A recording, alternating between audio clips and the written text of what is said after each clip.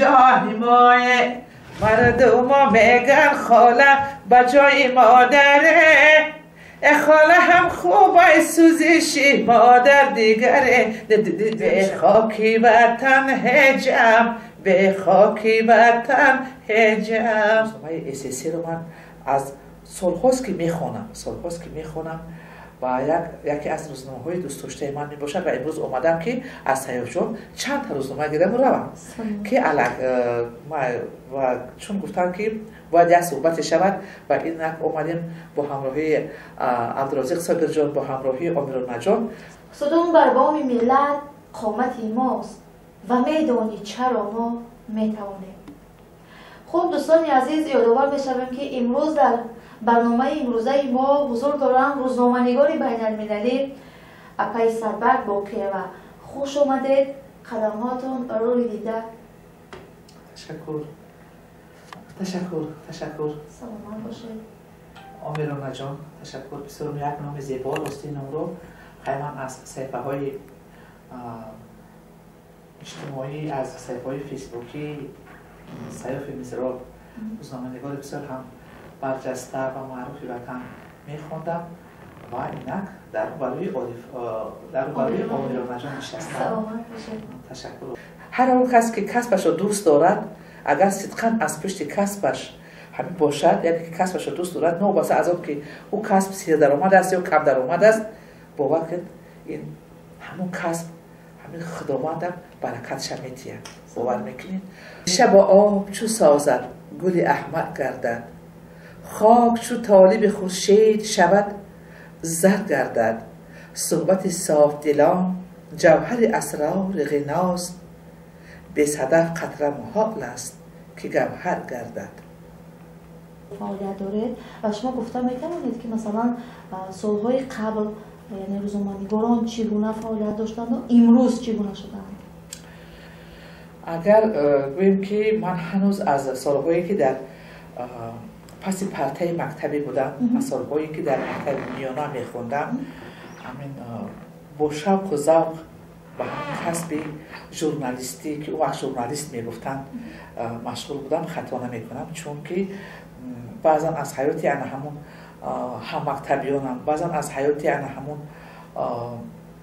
نفرانی که مثل با ما قرین بودند یا که از حیاتی یکون مکتب بچه از روزگار آنها در صحیفه های اون وقت روزنامه بسیار هم معروف بود برای مکتب بچگان پیونیر تاجیکستان و بعدا ژورنال مشعل.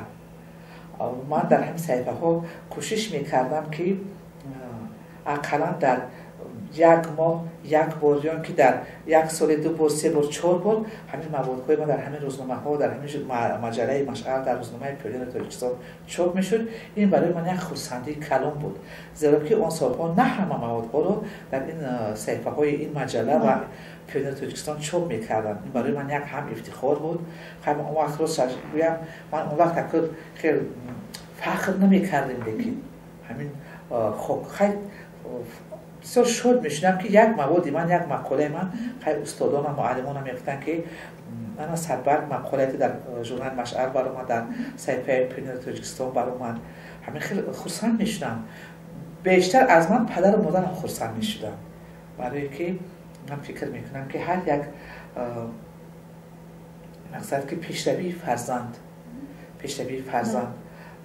سری بلندی فرزند، این پیش از همه سری بلندی پدر و مادر است. این پیش از همه پیشروی پدر و مادر می باشد، زیرا از وقتی که انسان فرزنددار می شود او دیگر درباره خود فکر نمی کند، او فقط درباره همون فرزندی که به او رسانده ایستاده است درباره همون فکر می کند که یعنی کوشش می کند که از همین فرزندان خود برای ملت تاجیک آینده یک نسل خوب تربیت کنند. یک نسل خوب باشد، یک نسل آینده ساز، نسل وطن ساز، نسل سازنده باشد که در همه جهت هم آب رو و هم سری بلند پدر و مادر باشند، هم اولاد و اجداد و هم وطن و ملت باشند. چهره زیبا داشته باشد، لیکن برای ژورنالیست چهره زیبا داشتن باز نگویند که این اپای سربر باقی وقت شده نظر دارد خیلی زن زیبا هم که نباشیم یکی زنی چهره گرم هستیم یعنی که چهره گرم چهره کشا داریم همین خیلی هست اعصابی را اعصابی را الان در پشت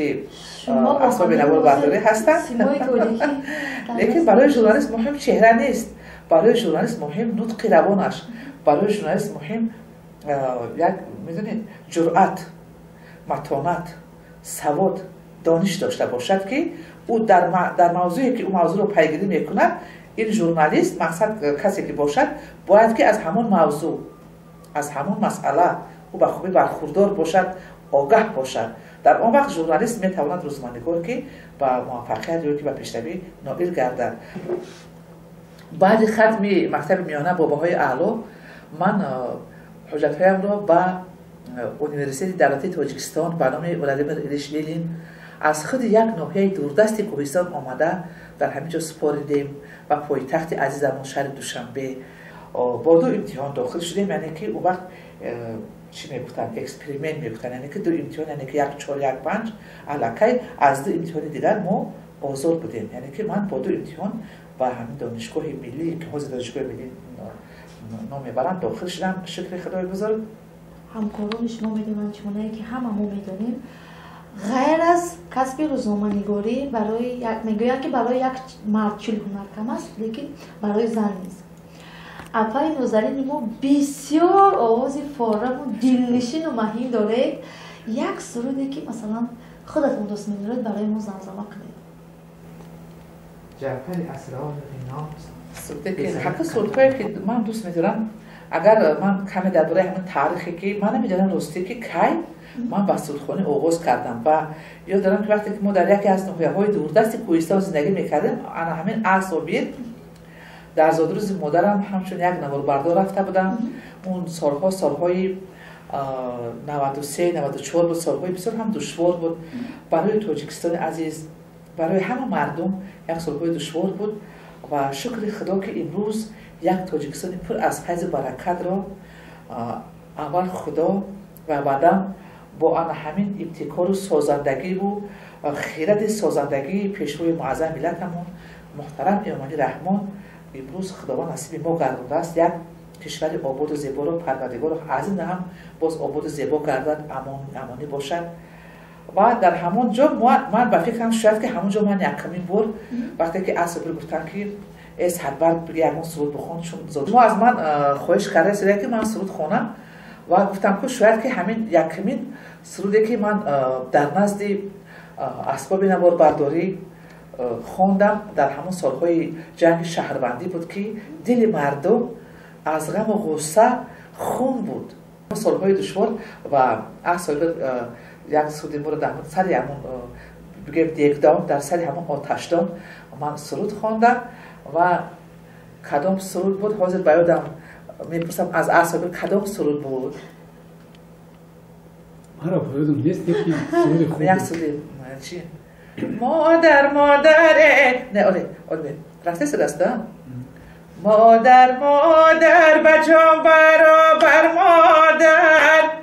دوباره نشد به کس موی سر مادر مردم میگن خاله بجای مادره خاله هم خوبه سوزشی مادر دیگره دیم چی میگیریم اکنه دیم چی میگیریم دیم نه ولی چه میگیریم اینا نشید برای آوازم چی نشید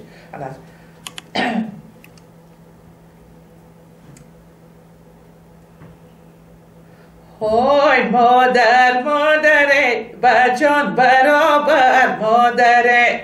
های دوباره نشد بر کس میسر مادره جان مردم میگن خاله بجای مادره های مردم میگن خاله بجای مادره های خاله هم خوبه سوزشی مادر دیگره های خاله هم خوبه سوزشی مادر دیگره بعدم از سال 2011 این جانب من همچون روزنامه‌نگار در فدراسیون روسیه فعالیت میکنم و تا حال فعالیت کرده ایستادم در میان هموطنان برونمرزی از حیات آنها مقصد که خبر گزارش ها آماده میکردیم هم برای روزنامه های دوری تاجیکستان، برای روزنامه جمهوریت، برای روزنامه منبر خلق، برای روزنامه SSA و اینچنین برای حتما برای شبکه اول تلویزیون تاجیکستان و برای شبکه جهانما حتما ما برنامه ها تیار میکردیم و میکنیم و کرده استودیم شکر خدا. و وقتی که به هر کجایی که میرویم میآییم همین سرود دوی مویر زبان من است: سینباد جهان گردم، سرکردگی صد مردم، دواگری سردردم، به خاکی وطن هجم، به خاکی وطن هجم.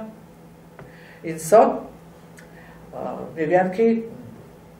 وطن اونجایی است که وقتی که جوان هستی از آن میروی، وقتی که سن صورت میرود باز گشته میآیی.